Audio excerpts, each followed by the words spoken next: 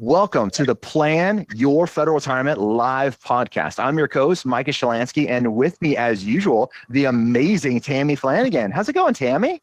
Hey, Micah, I'm doing great today. I'm glad to be here, and we are fired up for another session that hopefully is going to help some people get ready for the big event of that transition from employee to annuitant. Oh, that is such a big transition, right? And Tammy, a special thank you to you because I know you're traveling. I know you're teaching some classes coming up, so you're not in your normal place, but thanks for being here for the pod. I really appreciate it. Sure. Yeah, I'm at my brother's house, so. Well, today we got a couple of fun things to make sure we're talking about, right? A roadmap to financial freedom. What does retirement really look like? And Tammy, as you and I were kind of jamming us on our pre-session a little bit, it was really kind of the same fundamentals we look at. And what I love having you on this pod, or both of us on this pod doing it, is I look at it from more like the CFP financial planning hat, right? You're looking at it from the benefits hat. But when you come together, we might ask things slightly different, but we're all solving for the same thing. And I love what you said about it. We're all solving just for common sense. Right. Yeah, I've worked, over the years, past 35 years, I've worked with financial planners a lot, doing training throughout the years. Sure. And we've always put benefits on the first day, because if you don't have a foundational knowledge of your benefits, the financial planning is not as meaningful. Like, it doesn't really sink in as well. So we always try to do that. We never put the financial planner on day one. We try to cover benefits, get you up to speed with understanding reductions and withholdings from your first benefit, understanding how Social Security works and how it fits into the whole puzzle piece. Because it is like putting together a puzzle, because your retirement's not just one stream of income. We're trading at one paycheck in for at least 3, maybe 4. Tammy, I like when you bring that up, right? Because what happens is whenever we learn something, we start applying it to our own personal situation. So if I learn the financial planning first, that we're going to be talking a little bit about, but I didn't really understand my benefits, I'm plugging the wrong variables into the equation, right? I'm plugging my gross income, or maybe I work part-time and I didn't understand how the part-time reduction works. And I'm really grossing up a pension that I don't actually have. And I'm plugging that into my plan. I'm saying, oh, I'm set. I'm fine. I got enough income. And then you kind of don't pay attention.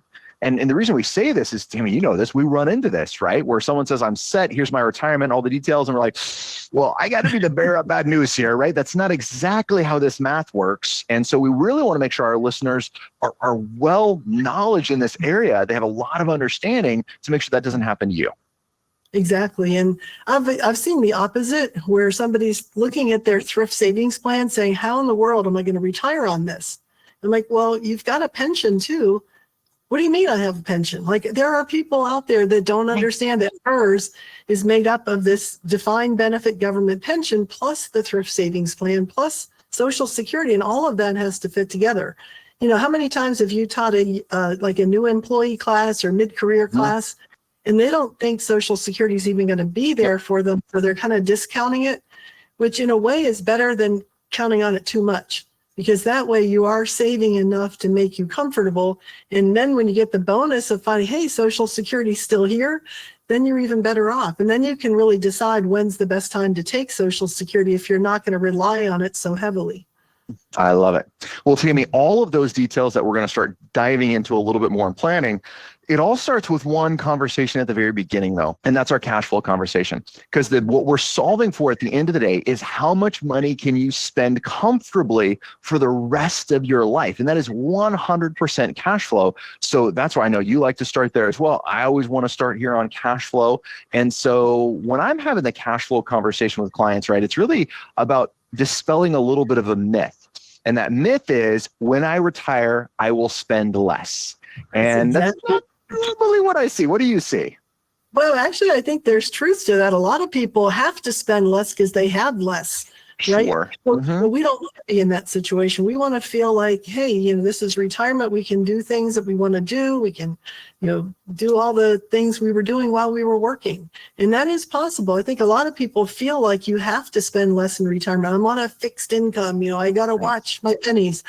But hopefully you have to still watch, right? You can't just spend frivolously, but it is possible. There's a lot of things there that people have under expectations about. So I think it's in both ways. Some people are overly optimistic about it, and then we have the opposite of that. So I'm anxious to get this out in the air so we can really focus on what's true behind it and what do we really need to watch out for? Because like you said, we see both. We see some people who are really well off and yet they feel like they have to work another 6 years. Right. And then we find people who are ready to walk out the door at 50. It's like, okay, you're going to have a second career? Oh, no. Okay. Come back and see me next year. Yeah. So how do we balance those things out? And I think this starts with our cash flow conversation, and it starts with understanding what our net spending is, right? And Tammy, we talked about this in the past, but kind of our net spending is what hits your bank account every 2 weeks, right? More than likely what hits your bank account is pretty much close to, if not what you're spending. And so for my job as a financial planner, especially when I'm just getting to know a client and we're working together, is trying to find out what we really spend money on. Now, a mistake that we make is we say, okay, great. How much money a month do we spend? And then I pull up my penny calculator and says, okay, my mortgage is this, my taxes, real estate taxes are going to be this, my utilities are this, my gas is this. Even if I did that right now, I would be way off on what I spend on a monthly basis because we forget about so many expenses we have. So the cheat code on this, the super easy one, is how much are you paid? What's that net check that comes into your bank account every 2 weeks? That's what we need to use as our baseline. How do we keep that going into retirement? And you know what music to my ears is? When I hear somebody tell me, well, I don't really spend my full check. I have to put part of that away in the bank account. I have a separate bank account, or I'm investing some of it elsewhere. That's like, great. Then you really aren't living on your full paycheck. And then in some cases, you kind of worry because you think, boy, these people are living beneath their means, which they really could have a better lifestyle, but they're sacrificing because of fear. So I think if you have a better understanding of all of this, a lot of the fear goes away and then you feel more confident. Yeah, that's on both sides, the fear goes away. Yeah. So Tammy, the way I love to do this with clients is living on retirement in advance. Whether they're an underspender or overspender, this works really, really well. And we'll say, okay, great. You're going to go into retirement. And let's say you're both retired and you're going to have $8,000 a month in spendable income. Perfect. And let's say right now they have $10,000 a month coming in. Okay, great. Then what I want to do with my clients is we open up a separate bank account, nowhere at where they currently bank at right now. I want a different bank, hopefully one that I can see as well for a little accountability, and change the allotment on their check. So instead of them getting 10,000 net, I want them to get 8,000 net, and I want 2,000 to go in a separate bank account. And it's real simple. In 3 months, when you come in and chat with me, if 2,000 a month has been in there, there should be $6,000 in this account. And is it there or not? If it's not there, we're not spending 8,000 a month.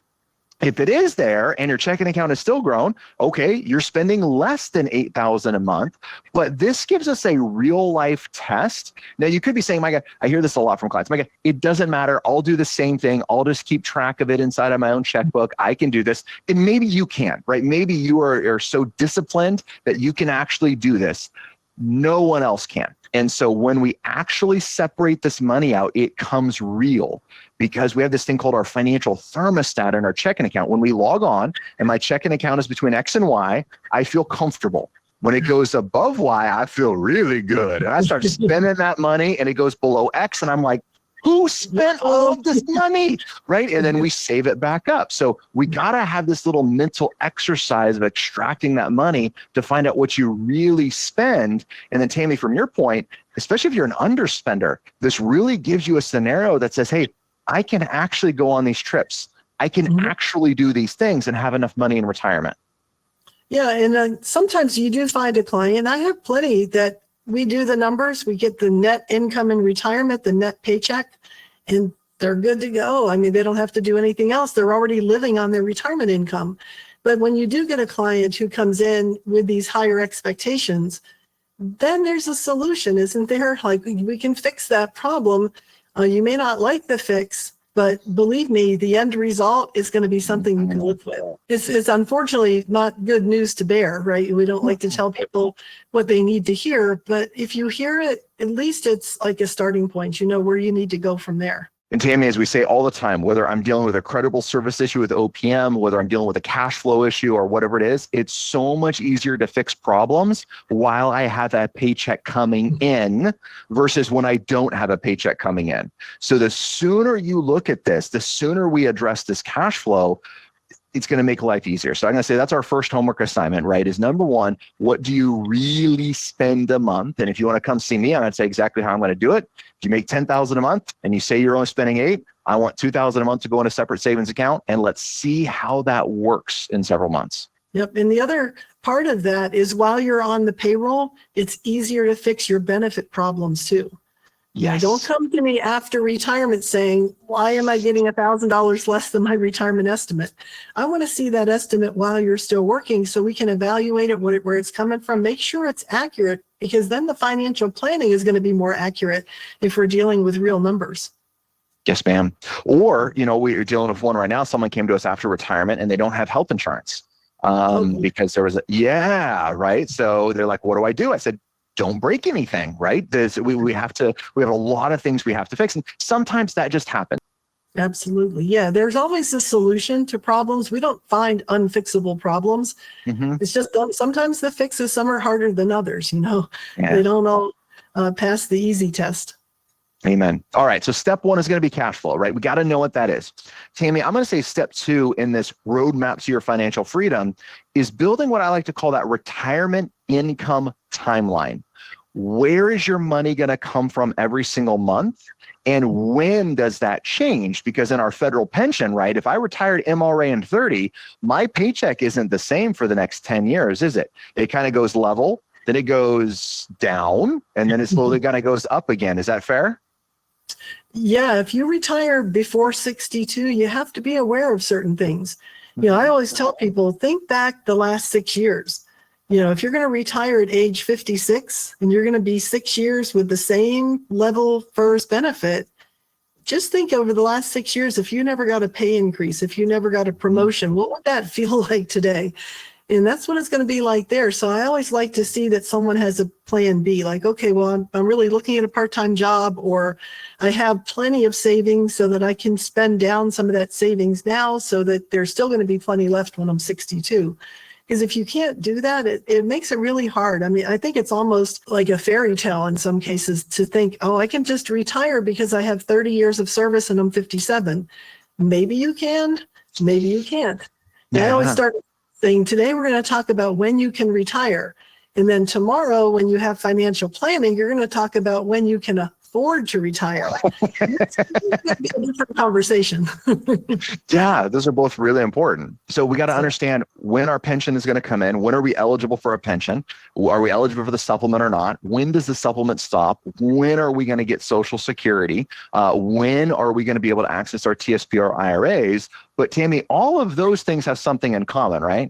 Those are all the gross. Is that how much is going to show up in our bank accounts? Like if we look at our pension and we have this gross number, that's not exactly what shows up in our bank account every month, is it? That's right. Yeah, you really have to think about the net. And you have to consider like a breakdown between what reduces your taxable income versus what is coming out after tax.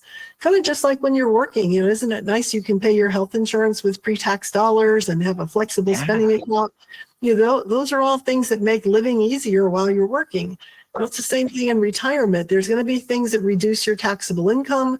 There's going to be things that are going to come out after tax, things that didn't come out after tax while you were working. So you got to understand this switch. It's like a light switch is turning the direction a different way. And once you get the hang of that, then you can start doing the real planning. So what that would look like for us is we're going to build out this 10-year timeline of all of your retirement income. We're going to have the gross number on there. And more importantly, we're going to have the net number on there. I need the gross number because we need to figure out, Tammy, you mentioned it, taxes, right? What's that tax liability going to be? But I need the net number because that's going to answer the question, can we really spend this $8,000 a month or not? And I want to see every single year how that number changes and what happens, because going 6 years without a pay increase can be challenging.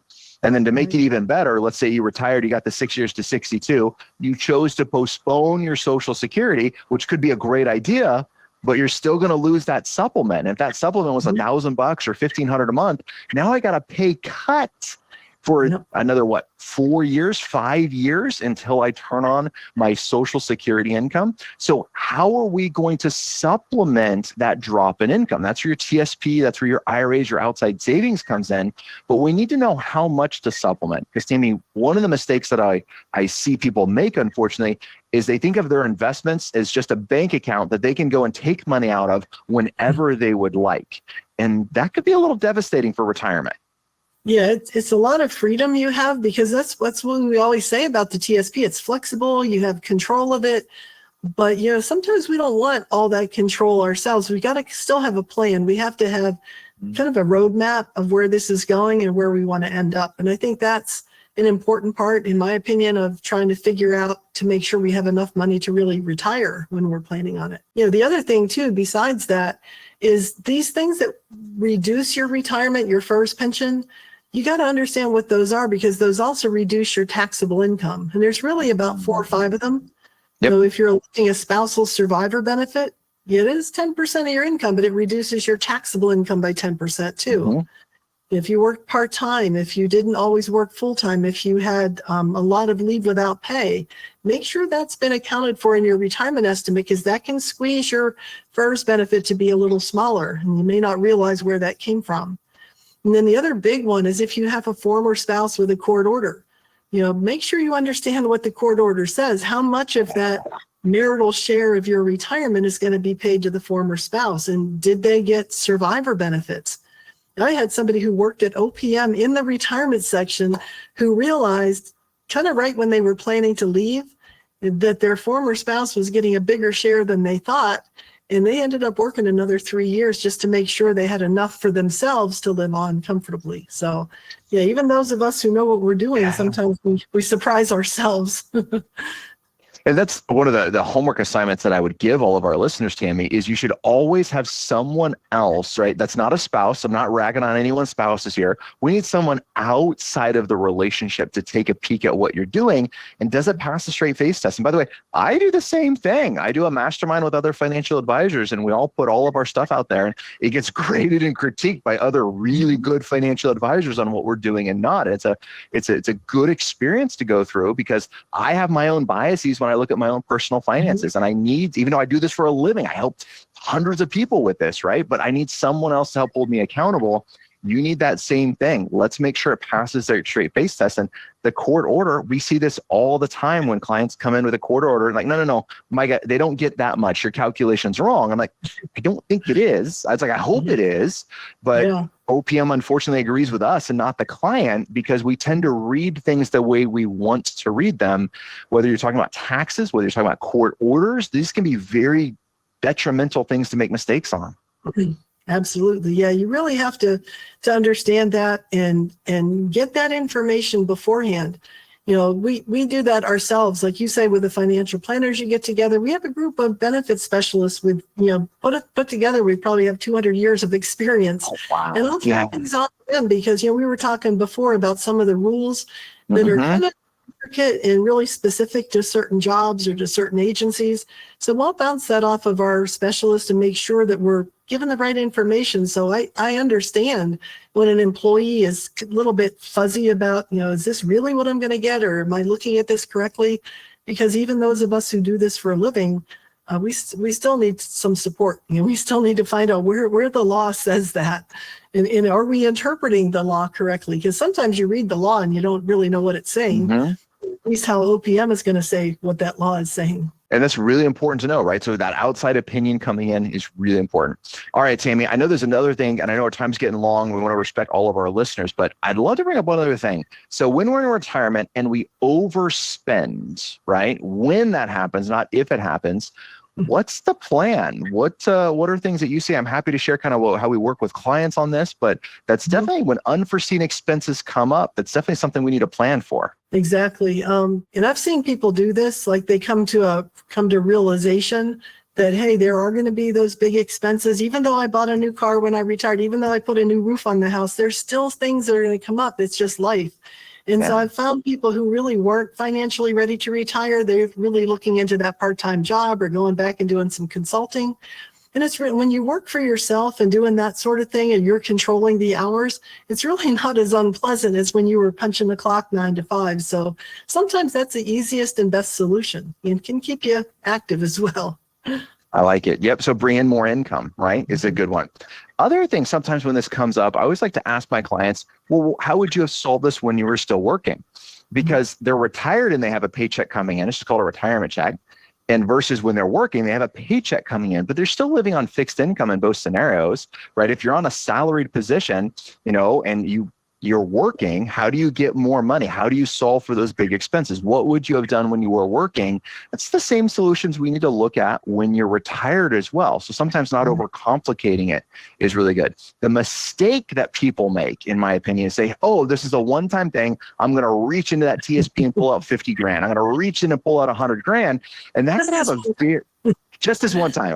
It's the camel nose in the tent, right? That whole camel's coming in eventually now that you let the nose in. So we got to have a good spending plan to check ourselves and not get into bad habits into retirement. So on the car thing, it's a great example. I like all of my clients to have a car payment that's either paying off a loan or paying into a bank account. I like the latter better, right? But we should always be having money set aside for a new car. We're living longer. We want another car with safety features on it, etc. In 10 or 15 years, you're still going to want a different car or a new car. Where does that money come from? Yep. That's what I was going to say as well, because just to give you an example, my husband's fully retired.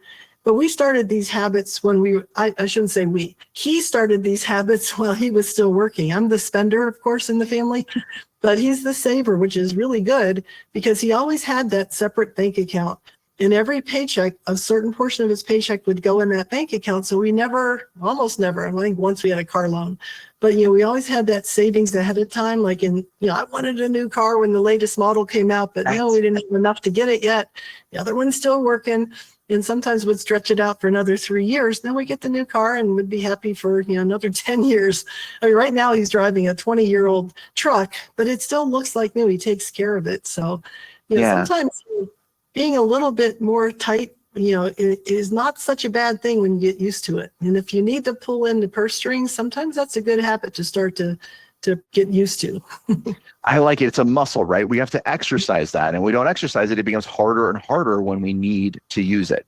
And all of these things, when you put those together, that's when we see people have great retirements, right? They know what their net income is going to be. They know where their income is going to come from. We have a plan for the unexpected things. We don't know what they are. We don't know how much they're going to cost, but we have a general idea of how we're going to approach those problems into retirement. And Tammy, a lot of my clients, when we put those little pieces together, they're all little things, right? There's nothing major in these. But you put all of these little pieces together, they move into that next chapter of their life and they're doing the things they want to do. They can travel, they can have fun, they can live within their means in a very positive way because they made the little decisions correctly. Right. And I also, when I work with someone who is planning to retire, what I consider a relatively young age, 55 or 60, sure. I always want to do a second estimate, usually a third estimate, to say, what if we did 2 more years? What if we waited till 62? And I'm not telling you have to do that. Just look at the numbers just for fun. Mm-hmm. And sometimes they're really amazed because there is a big difference in many cases. If you just save 2 more years in the thrift, and it's not just the savings, it's the compounding. You're compounding a bigger pot of money than what you were 20 years ago. And that really does make a difference, just to put it off for 2 years or 3 years. Maybe for some people, that's the solution. And you're not pulling money out, right? The compounding is the big part, but then you're not pulling that money out as well. So those couple years on the tail end with that much bigger snowball, right? Mm-hmm. I'm with you. That can make a big difference. And while it might seem like a long time now, in the end, it probably won't. Yeah, and I think a lot of people underestimate their life expectancy because a lot of people think if I work till 62, I only got 4 more years to spend it. Well, I hate to tell you, but you probably have maybe 4 more decades to spend it. And that can be scary. I worry personally the risk of longevity because, I'm one of those people, I see it, I want it now. So I have to really push myself to think ahead. So I always think, okay, I'm going to live to be 105. And if I don't, I won't know the difference. But if I do, at least I've planned for it. So, I have long-term care insurance. I have, I haven't touched my retirement savings yet because I know how I am. So I thought I'm going to put it off as long as I can, maybe keep working a little longer. I love what I'm doing. So why not? Mm-hmm. Those things kind of help. You have to figure out what it is for you that you need to do. Whether it's spend less, save more, work longer, there's always a solution. There absolutely is. All right. So the big part about this podcast is our goal is to help another 1 million federal employees with retirement. So click the share button, send this information out, send the podcast out, share this information. We want you to be well educated and informed about your financial matters. We talked about a couple other action items from this as well. Tammy, I'll say kind of the first one is, I'll take the easy one, know your cash flow, right? How much do we really spend a month? How much do we think we spend? How much do we really spend? And put that to a test for 3 to 6 months. Find out if that's the real number. Right. And I think also make sure when you get that retirement estimate, make sure you understand what's on it, because it has data on there. It has your date of birth. It has your HI3. It has your length of service. Look at all of that. And if something doesn't make sense to you, it may not make sense to OPM either. So ask questions, because if that's not right, all the financial and planning in the world's not going to help you, because you got less to start with than what you were planning on. Perfect. Third action item I'm going to throw out there is look at a timeline. I like to say the next 10 years, the first 10 years retirement, the next 10 years, wherever you're at in the spectrum.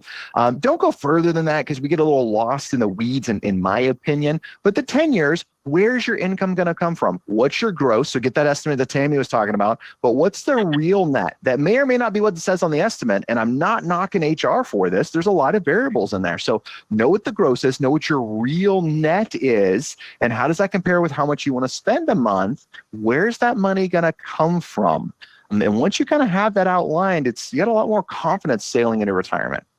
That's right. And just remember, you're not alone. I mean, I'm the first one to tell you, I struggle with the same things that we're talking about. So, I always say our pastor at church always says, I preach sermons that I need myself. And I feel like that's what we do here.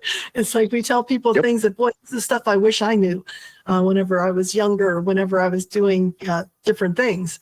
So yeah, you're not alone, but there always are solutions. And sometimes they're not as bad as what they sound when you first realize you got to do something different. I love it. So share this podcast, get this information out there. If you get stumped before you retire, before it's too late, pick up the phone and give someone a call. It doesn't have to be me. It doesn't have to be Tammy. We'd love to chat with you, but call someone, make sure they understand the situation that you're going through. They understand your benefits, so you get the best information. Tammy, as always, thank you so much for being here. And until next time, happy planning.